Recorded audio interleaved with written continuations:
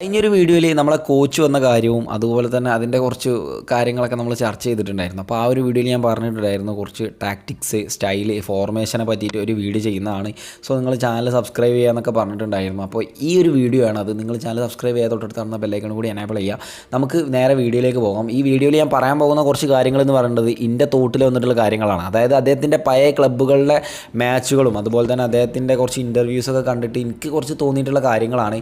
ഇത് എന്താ പറയുക, നിങ്ങൾക്ക് പറ്റൂല എന്നുണ്ടെങ്കിൽ നിങ്ങൾ അടിയിൽ കമൻറ്റ് ചെയ്യുക. അതുപോലെ തന്നെ തെറ്റെന്തുണ്ടെങ്കിൽ അടിയിൽ കമൻറ്റ് ചെയ്യുക. നിങ്ങൾക്ക് തോന്നിയിട്ടുള്ള കാര്യങ്ങളും ജസ്റ്റ് അടിയിൽ കമൻറ്റ് ചെയ്യുക. സോ ഈ ഒരു വീഡിയോയിലേക്ക് കടക്കുന്നതിന് മുമ്പ് എനിക്ക് പറയാനുള്ള കുറച്ച് കാര്യങ്ങളാണിത്. കാരണം ഇത് ഇങ്ങനത്തെ ടാറ്റിക്സും കാര്യങ്ങളൊക്കെ ഒരു മികച്ച ആളൊന്നുമല്ല ഞാൻ അതിലൊരു കിങ്ങോ കാര്യങ്ങളോ ഒന്നുമല്ല. അതുകൊണ്ട് തന്നെ നിങ്ങൾക്ക് ഇഷ്ടപ്പെട്ട് കഴിഞ്ഞാൽ ചാനൽ സബ്സ്ക്രൈബ് ചെയ്യുക. അതുപോലെ തന്നെ എൻ്റെ ഭാഗത്തുനിന്ന് എന്തെങ്കിലുമൊക്കെ പോയിട്ടുണ്ടെന്നുണ്ടെങ്കിൽ അടിയിൽ കമൻറ്റ് ചെയ്യാൻ മറക്കരുത്.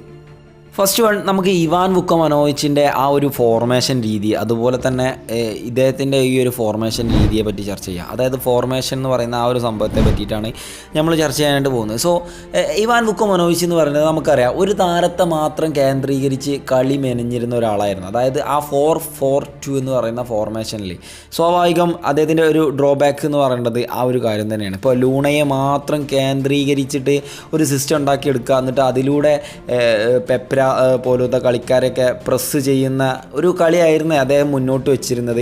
ആ ഒരു സിസ്റ്റം അവസാനത്തേക്ക് നമുക്ക് കുറച്ച് പ്ലേയേഴ്സിനെ മിസ്സായി, പ്രത്യേകിച്ച് ലൂണയെ പോലെയുള്ള പ്ലേയേഴ്സിനെ മിസ്സായി, പെപ്രയെ മിസ്സായി. സീസൺ ആകെ അടപടലം മൂഞ്ചി. ആ ഒരു സിസ്റ്റം അവിടെ വർക്കായില്ല. അതിൻ്റെ പ്രധാന കാരണം എന്ന് പറയുന്നത് ഒരാളെ മാത്രം മെയിൻറ്റ് ചെയ്തിട്ട്, അതായത് ഒരാളെ മാത്രം നമ്മളിങ്ങനെ ചൂസ് ചെയ്തിട്ട് ആ ഒരു സിസ്റ്റം മേക്ക് ചെയ്യുക എന്നുള്ളതാണ്. ഇനി ഞാൻ പറയാൻ പോകേണ്ടത് മിഖായിൽ, നമ്മുടെ ഇപ്പോഴത്തെ ഈ ഒരു കോച്ചിൻ്റെ ഈ ഒരു ഫോർമേഷനെ പറ്റിയാണ്.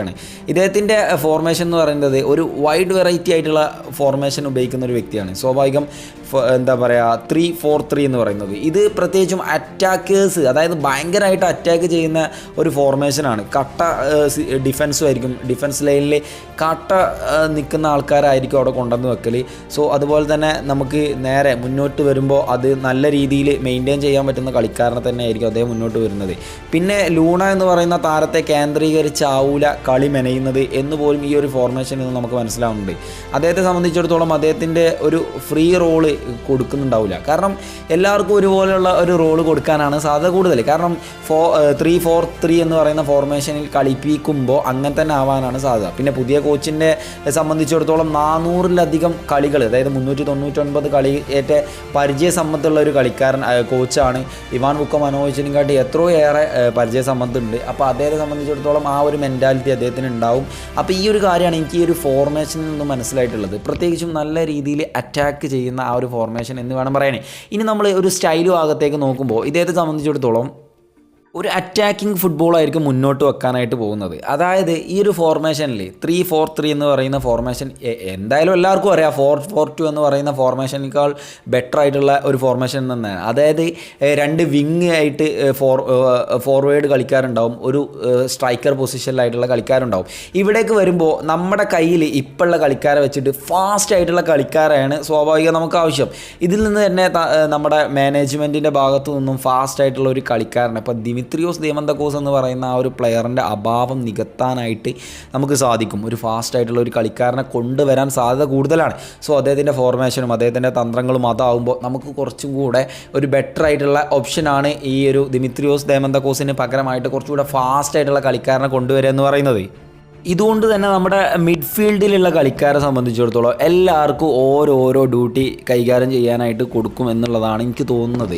സോ അതുകൊണ്ട് തന്നെ ഡിഫൻസ് ലൈനിലേക്ക് വരുമ്പോൾ നല്ല കറക്റ്റായിട്ട് നല്ല രീതിയിൽ ഡിഫെൻഡിങ് മെയിൻറ്റെയിൻ ചെയ്യുന്ന കളിക്കാരെ തന്നെ അദ്ദേഹം കൊണ്ടുവരാൻ സാധ്യതയുണ്ട്. സ്വാഭാവികം ഈ ഒരു കാര്യങ്ങളൊക്കെ എടുത്തു കൂട്ടുമ്പോൾ ഇന്ത്യൻ താരങ്ങളുടെ ഒരു കടന്നുവരവ് എനിക്ക് തോന്നുന്നു കുറച്ചുകൂടെ എന്താ പറയുക അഭാവമായിട്ട് തോന്നുന്നു എന്നുള്ളത്. കാരണം ഡിഫൻസ് ലൈനിലേക്ക് നമുക്കിപ്പോൾ പുതിയ ലെസ്കോൻ്റെ കാര്യങ്ങൾ ഉറപ്പായിട്ടില്ല. പുതിയ താരം വന്നു കഴിഞ്ഞാലും അവിടെയും നമുക്കൊരു ഒരു വിദേശ താരത്തെയാണ് കാണാനായിട്ട് സാധിക്കുക. സോ ഫ്രണ്ടിലോട്ട് വരുമ്പോൾ അങ്ങനെ തന്നെ ആയിരിക്കും. മിഡിലായിരിക്കും ലൂണയെ പോലെയുള്ള ഒരാളും അതുപോലെ ഇന്ത്യൻ താരങ്ങളായിട്ടുള്ള കുറച്ച് പേര്. അപ്പോൾ ഇന്ത്യൻ താരങ്ങൾക്കുള്ള ചാൻസുകൾ കുറവാകുമോ എന്നുള്ളത് ആ ഒരു സംശയമായിട്ടുള്ള ചോദ്യം തന്നെയാണ്. ഈ ഒരു 2 കാര്യം എനിക്ക് കുറച്ച് വീഡിയോസൊക്കെ കണ്ടപ്പോൾ മനസ്സിലായതാണ്. ഇതിപ്പോൾ തന്നെ വീഡിയോ വിടണമെന്ന് വിചാരിച്ചപ്പോൾ വിട്ടെന്ന് മാത്രം. ഇനിയും കുറച്ചും കൂടെ കാര്യങ്ങളൊക്കെ ഉണ്ട്. സോ നമുക്ക് വയ്യ ചർച്ച ചെയ്യുക. ഇതിനെപ്പറ്റി എന്താണ് നിങ്ങളുടെ അഭിപ്രായം എന്ന് കമൻറ്റ് ചെയ്യുക. അതുപോലെ തന്നെ നിങ്ങൾക്ക് എന്തെങ്കിലും തോന്നുന്നുണ്ടെന്നുണ്ടെങ്കിൽ, അതായത് ഇദ്ദേഹത്തിൻ്റെ ഫോർമേഷൻ സ്റ്റൈല് അതുപോലെ ആയിട്ടുള്ള സംഭവങ്ങൾ, ടാക്ടിക്സ് ആയിട്ടുള്ള സംഭവങ്ങളൊക്കെ ജസ്റ്റ് അടിയിൽ കമൻറ്റ് ചെയ്യുക. സോ ചാനൽ സബ്സ്ക്രൈബ് ചെയ്ത് തൊട്ടടുത്ത് ബെല്ലൈക്കൺ ഒന്ന് കമൻറ്റ് വീഡിയോയിൽ കൊണ്ട് കണ്ടോ. ബൈ.